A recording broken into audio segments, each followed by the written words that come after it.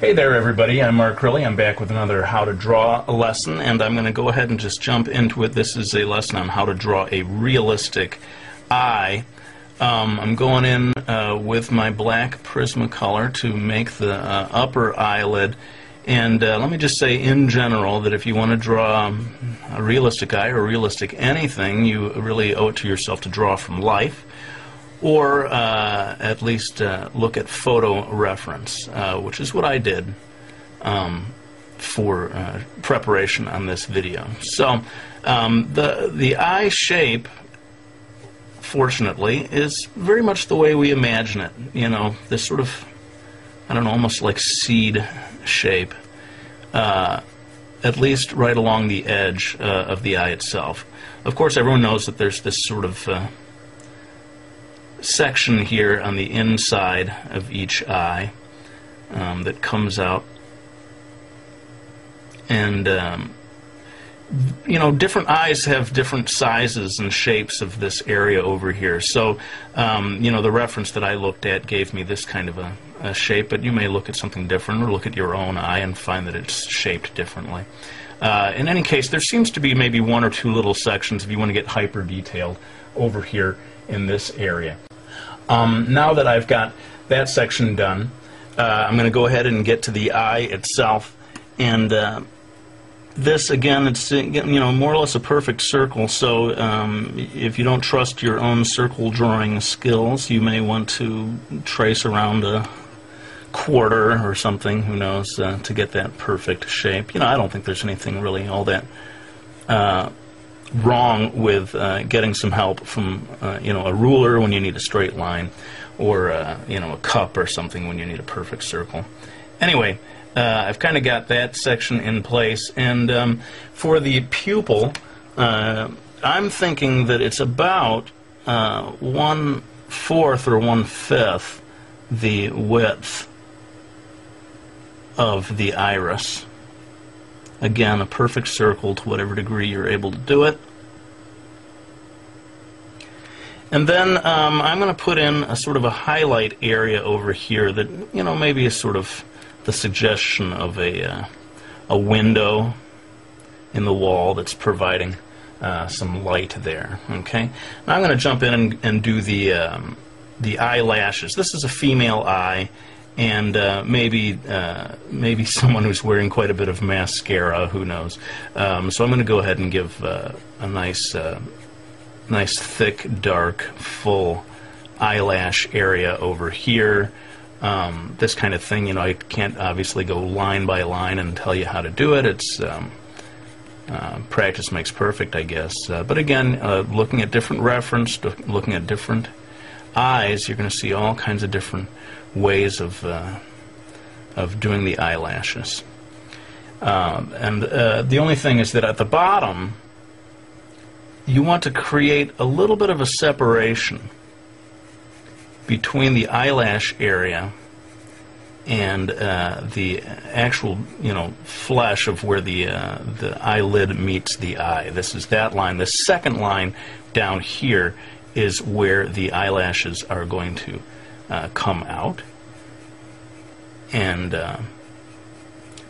they start quite thin, you know, down over here on this section, and as they go along they get thicker and thicker, at least in the reference that I was looking at.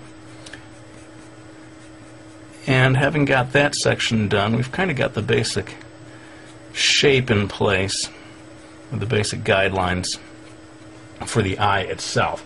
Now again, every eye is different, but most eyes are going to have some kind of a eyelid,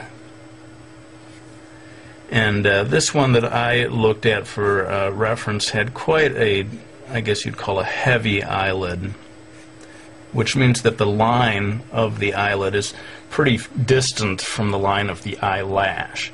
Again, looking at different things, look at your own eye, you may find that that line is a lot closer. And in some Asian eyes, there's almost no line at all of eyelashes. This is not so much a video about drawing the eyebrows, so forgive me, I'm just going to drop in really quickly a suggestion of an eyebrow here without talking about it too much. Now I'm going to zoom in right now to what I feel is the absolutely most important part of this lesson, and that is the iris. And I want you to really see the details of what I do here. So pardon me while I zoom in. Now, getting a good iris illustration done is the real key to making a super realistic, almost photorealist looking eye.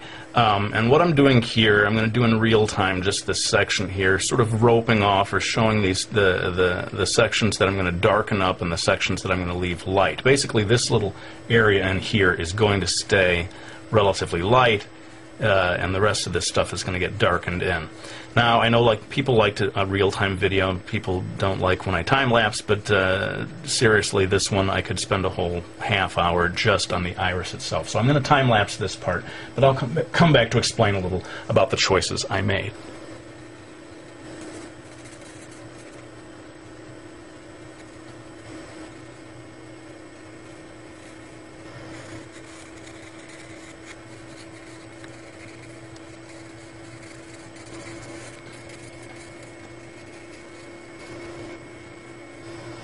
Alright, so you can see where the key to getting a nice shiny looking eye is getting this nice window shaped highlight, although it doesn't have to be window shaped, it could be sort of circular or any number of shapes, but make sure that you keep it nice and white and that you darken the area near the highlight, and that helps it pop and makes the whole thing look shinier.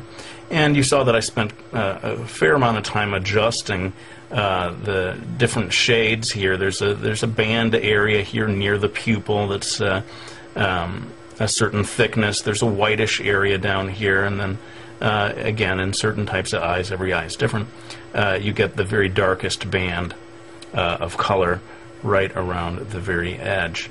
I'm going to go ahead and jump in here and very quickly darken this area in of the eyelashes. Again, this is maybe a female eye, someone who's wearing quite a bit of mascara.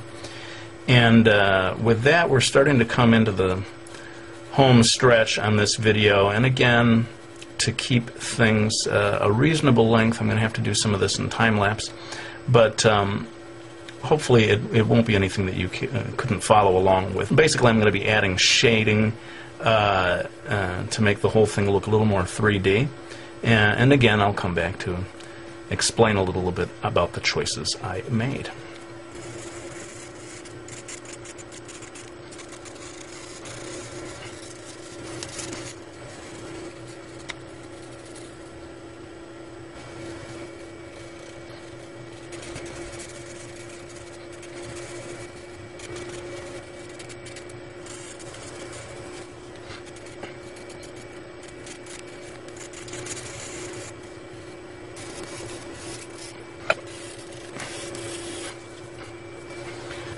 Okay, well, this is pretty much it then. We have put in all of the shading, and as you can see, with anything that's kind of going for photorealism here, you just need to take your time. You just got to be patient and keep working at it and keep slowly building it up.